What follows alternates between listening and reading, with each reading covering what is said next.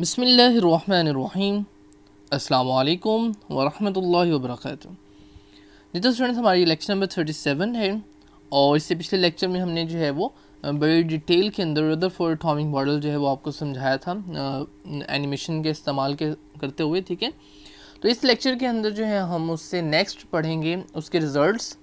ठीक है, results of the experiment, जो हमने एक्सपेरिमेंट किया था पिछले लेक्चर में, उसके क्या रिज़ल्ट अखज़ किए हमने वहाँ से, और रदरफोर्ड के एटॉमिक मॉडल के अंदर जो डिफेक्ट्स हैं, जो कमियां कोताही हैं, जो इसमें ख़राबियां हैं, वो भी डिस्कस करेंगे। ठीक है, तो चलिए बुक की जानिब बढ़ते हैं।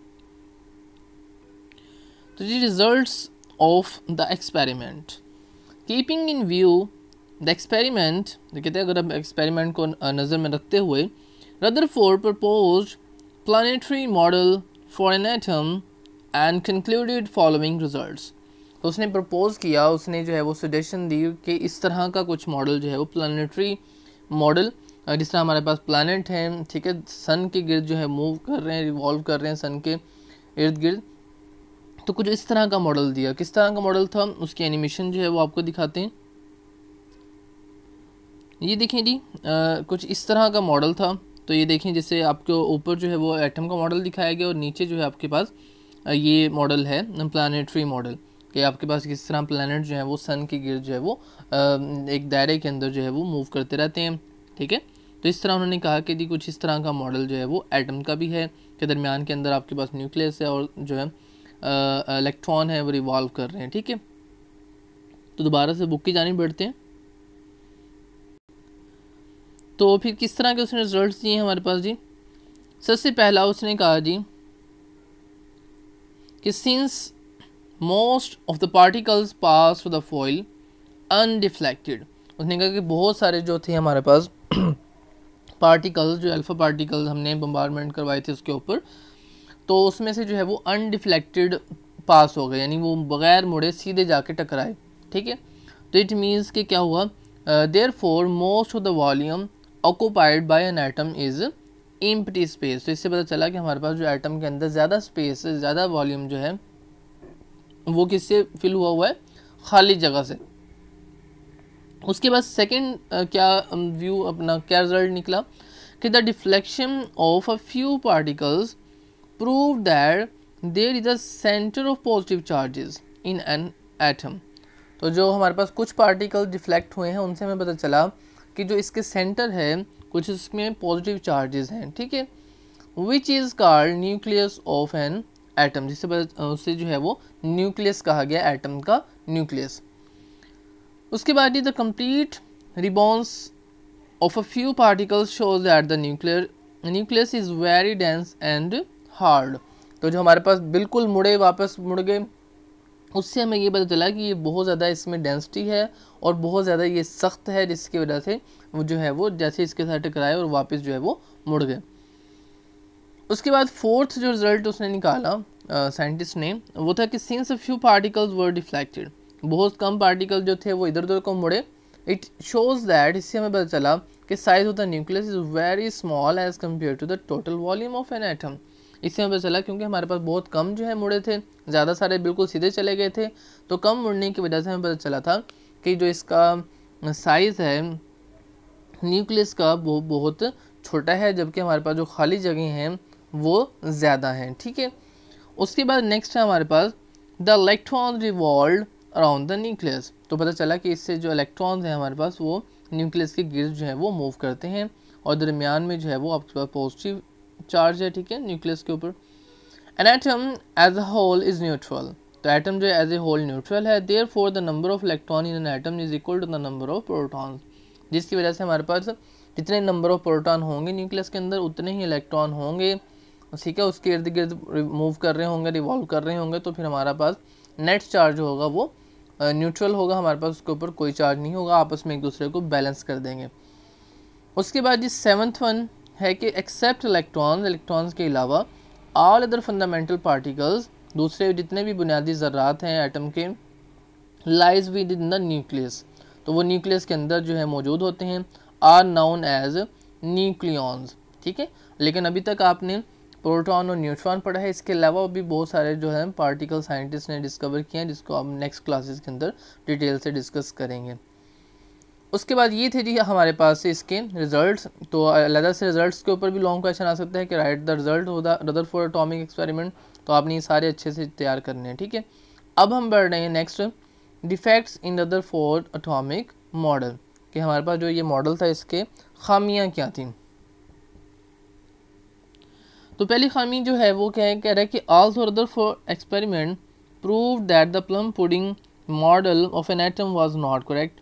हत्या कहता है कि हमारे पास जो है वो रदरफोर्ड ने कहा कि प्लम पुडिंग मॉडल जो है आपके पास, जिसका हम कई दफ़ा जिक्र कर चुके हैं, पिक्चर्स भी आपको शो करवाई जा चुकी हैं पिछले लेक्चर्स के अंदर, वो उस मॉडल को उसने जो है वो कहा था कि ये दुरुस्त नहीं है। Yet it had a following defect, लेकिन कहता है कि इसके अंदर भी कुछ ना कुछ जो है वो खामियां थी रदरफोर्ड के अंदर भी। पहली खामी जो बता रहा है वो कह रहा है कि according to the classic theory of radiation, radiation की जो बेसिक थ्योरी थी, क्लासिक थ्योरी थी, उसके मुताबिक क्या होना चाहिए था, electron being the charge particles, क्योंकि इलेक्ट्रॉन चार्ज पार्टिकल हैं, इसके ऊपर नेगेटिव चार्ज है, ठीक है, पहले हम डिस्कस कर चुके हैं डिस्कवरी ऑफ इलेक्ट्रॉन के अंदर। तो शुड रिलीज और इमिट एनर्जी कंटिन्यूसली, तो इसको क्या करना चाहिए, या तो रिलीज करनी चाहिए एनर्जी को या फिर इमिट करनी चाहिए, ठीक है, सॉरी अपना रिलीज और इमिट, ठीक है, एनर्जी को इमिट करना चाहिए, ठीक है, इसको खारिज करना चाहिए कंटिन्यूसली, लगातार आना, लगातार तौर पे, ठीक है। And they should ultimately fall into the nucleus, तो फिर जब ये एनर्जी निकालेगा, लगातार इमिट करेगा, रिलीज करेगा, तो फिर क्या होगा, उससे एनर्जी उसकी कम होती जाएगी, कम होती जाएगी, और आस्ता आस्ता क्या होगा, न्यूक्लियस के अंदर गिर जाएगा, ठीक है। जिस तरह अब अपना जिस तरह प्लानिटरी मॉडल है उसके अंदर भी क्या होता है कि रिवॉल्व करते करते जैसे जैसे हम वक्त गुजर रहा है, ज़मीन जो है वो सूरज के करीब तर होती जा रही है, ठीक है। तो हमारे पास किस तरह का ये होना चाहिए था, कैसे होगा ये कि भी उसकी एनर्जी निकलती रहेगी, तो कैसे गिरेगा, उसकी आपको पिक्चर्स शो करवाते हैं। कुछ इस तरह से है जी कि द इलेक्ट्रॉन, और जब इलेक्ट्रॉन की एनर्जी जो है वो इमिट होती रहेगी, तो कुछ इस तरह का मॉडल जो है वो बनना था। अगर हम उसके हवाले से देखें, प्लानिटरी के हवाले से, तो फिर उसकी एनर्जी हर टाइम जो है वो निकलते निकलते उसने क्या करना था, एट द एंड न्यूक्लियस के अंदर जाके गिर जाना था।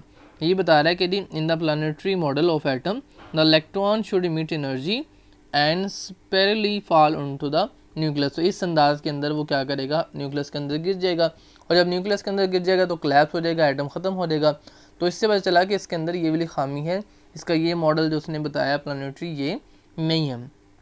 और ये भी आपको दिखाया गया कि इलेक्ट्रॉन है, उसमें आपको जो है वो राइट साइड के ऊपर आप देख रहे हैं इलेक्ट्रोमैग्नेटिक रेडिएशन वो कहता निकल रही है, और आस्ता आस्ता घूमता घूमता घूमता घूमता न्यूक्लियस के अंदर गिरता आपको दिखाई दे रहा है।